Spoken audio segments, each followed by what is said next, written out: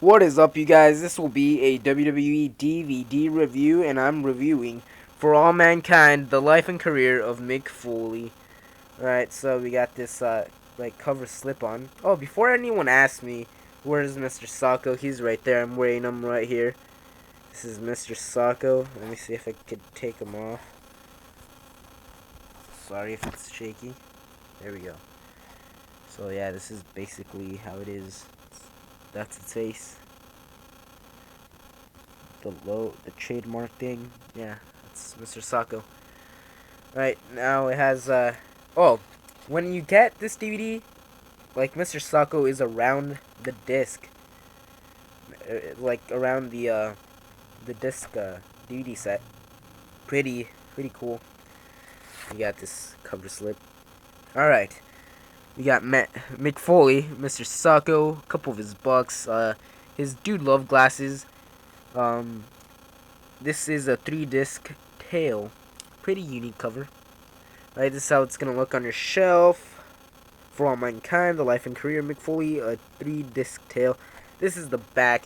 You got Mankind, Cactus Jack, Dude Love, Mankind, Mankind vs. Taker, and Cactus Jack. Alright, once upon a time there lived a legend, decades in the making, the one of a kind tale of 3 personas. One sock puppet, multiple New York Times bestsellers, and countless bumps, bruises, scars, and smiles. Now, for the first time ever, the comprehensive story of Mick Foley is presented in For All Mankind, the life and career of Mick Foley. Friends, family, peers, and Mrs. Foley's baby boy himself traces unforthable rise to stardom from the moment that inspired him to become a professional wrestler to his transformation into the famous hardcore legend. This is his life, a truly unique story for all mankind. A 3-disc tale. Alright.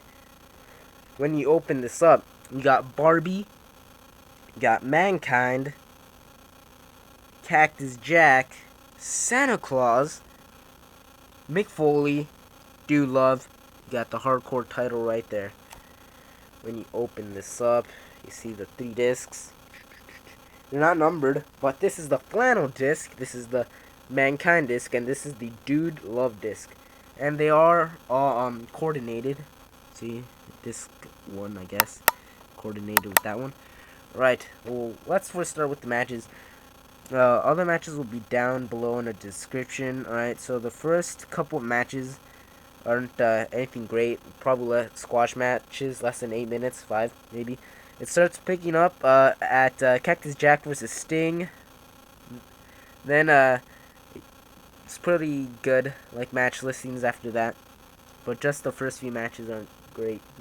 They're good, but nothing spectacular. We got a couple Raw matches, and then this one, the King of the Ring, June 28, 1998, Hell in a Cell match between Mankind versus Taker. It also has alternative commentary by Mick Foley and Joey Styles. I really liked that alternative commentary. That was great. Then we got In Your House, Rock Bottom, Mankind versus The Rock. That was a good match. That was a decent match. I kind of liked it. Mankind versus All Snow, Cactus Jack versus Triple H, retirement match. That was a good match. Sorry for the glare. I know you can't see that. SmackDown, September 2, 1999. WWF Tag Team Championship match, Mankind and The Rock versus Triple H and Shane McMahon.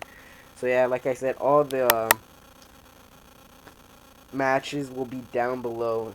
Alright, and someone's gonna probably ask me this. Nothing's on the back, see? Nothing is on the back. Alright, let's get started. Well, a happy story, like, mostly talks about the intro, if you've seen that on YouTube. I really like that.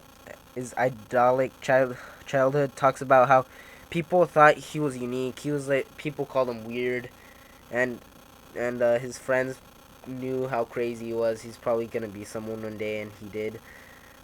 Huge fan. He was like sitting not front row, but a couple of rows, like on the front. When Jimmy Snuka jumped out of the top of the steel cage. Yeah, then he said that's what made him become a wrestling fan. Training school, You know, the basics that he had to go from town to town. He had to drive 3 hours just to get to an event. He was in college, you know, working on the road. Yeah, had to go drive 3 hours and then go back 3 hours, so it's actually 6 hours. And then working a match. WCW talks about mostly his WCW career as Cactus Jack. The he was like the all his hardcore matches and stuff like that. Sting, it covers basically his feud with Sting in WCW, and then Vader. It talks about how Vader is supposedly the guy that tore Mick Foley's ear off in that match in Germany, and it shows that it was Vader, but Vader says he doesn't remember doing that, but it was.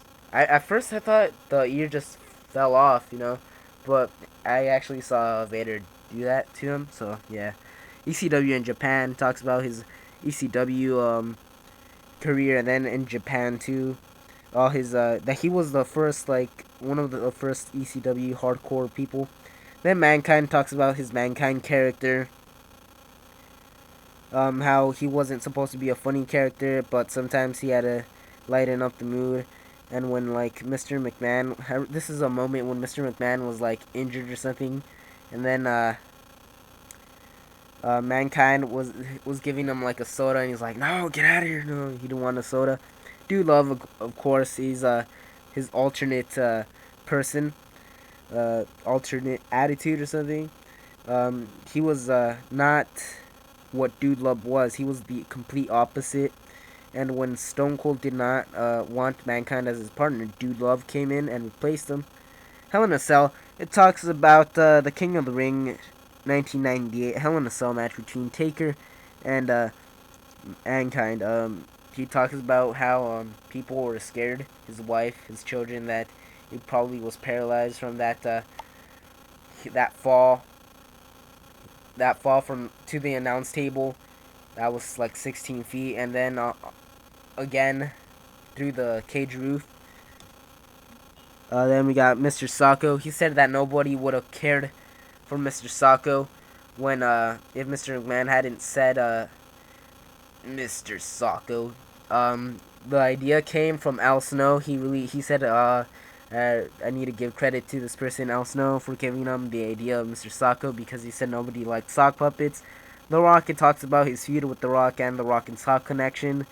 It has some clips of the Rock, Dwayne The Rock Johnson, the most, whatever the title was, but yeah, from his recent DVD. Then author talks about his $3 and how WWE supported him, and he needed people to like help him write the book, but he wrote like 700 pages by himself, and he didn't need a writer with him.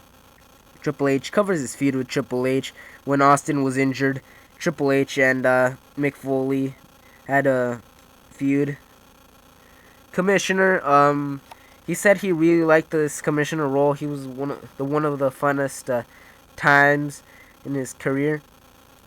Going away, when he goes away, and he doesn't. I really don't remember what going away was, but yeah, he doesn't return until like 04.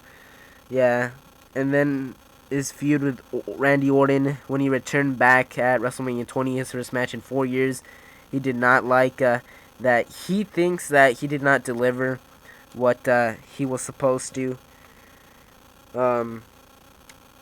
Yeah, and that's why he had the Backlash match against Orton to prove to himself that he could actually be again the man that he was once, making a difference. He talks about like how he has his own house, not house, but he has a school named after him, and he gives like helps children, he supports children and stuff like that. Edge, it basically talks about his feud with Edge, his moment at WrestleMania 22. He had never had a WrestleMania like moment, so Edge spearing him into the flaming table was probably his moment. Retirement talks about like the Triple H, Cactus Jack, Hell in a Cell, No Way Out 2000 feud, and he said he retired, but he never had that WrestleMania main event. So Vince McMahon called him and said, "Hey, do you want to be in the WrestleMania main event?" And now, like, he really did not want to do it because he said he gave his word in retiring, and he did not. So yeah, a stand-up comic. Well, stand-up comic basically has his shows where he talks about wrestling stories, and he likes to make people laugh, which I see. That's kind of funny. A complete one-off. It basically is the conclusion, and it gives, like, for example, if you did not see anything of these, it's basically this one short chapter that has, like, the conclusion of every one of these chapters.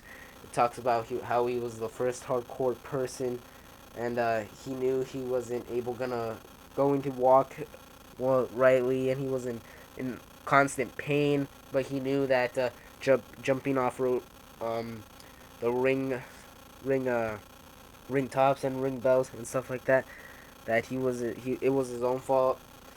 But yeah, this is a good DVD. It's not one of the, like, mind blowing DVDs, but it's a decent DVD. No, it's not a decent DVD. It's a good DVD. I definitely own this DVD.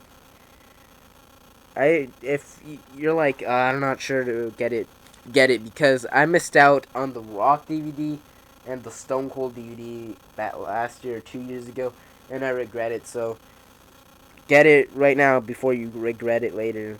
Like, seriously. Yeah, this is a good DVD. Of course, Mr. Sacco right there, the cover slip, and that has been my review of the For All Mankind, the life and career of Mick Foley. Alright, probably gonna show my DVD collection in June and everything. The next DVD review I will be doing is gonna be probably, what is it? In Your House, the best of In Your House. So yeah, I have been your host, Wrestling Machine 28, signing off. Peace.